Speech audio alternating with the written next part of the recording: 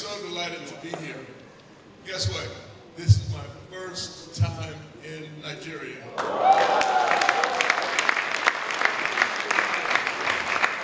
what better place than to be here with you?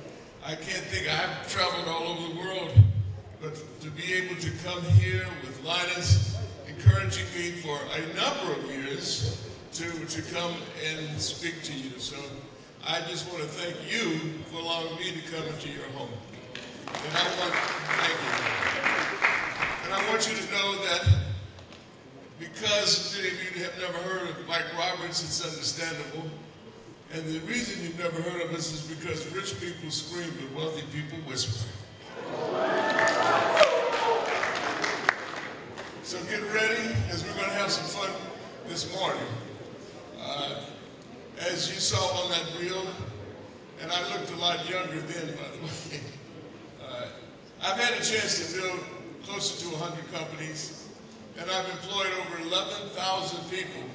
And guess what? 99% were people of African descent. When they told us that when I own all these hotels, that you can't find anybody black to manage your hotels, I disagreed, because all of my managers were black, and 90% of them were black females.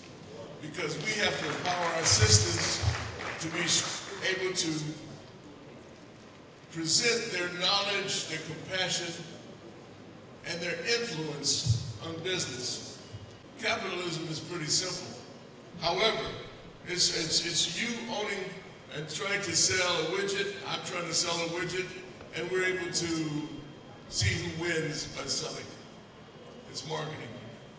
But the truth of the matter is, you better be ready to use your resources to help other people. Because we can be willing to give back to our community, but if you don't have anything to give back to, you're just talking. I remember one time at my hotel, I think it was in Atlanta, we organized all the black organizations, everything from the Nation of Islam to the NAACP to the Urban League. We had this big Black Power conference. And what I did was I had all of my employees stand at the back. I called them, they walked to the front. I asked everybody, if you're having good service, stand up and receive our employees. And they walked through and people were clapping, and usually the brothers are, hung out with Black Power and all that. And they just kept on coming and kept on coming and went out. I said, now, you can talk about Black Power all you want, but when you can employ people like that, that's called green power. And when you have green power, you can make a difference.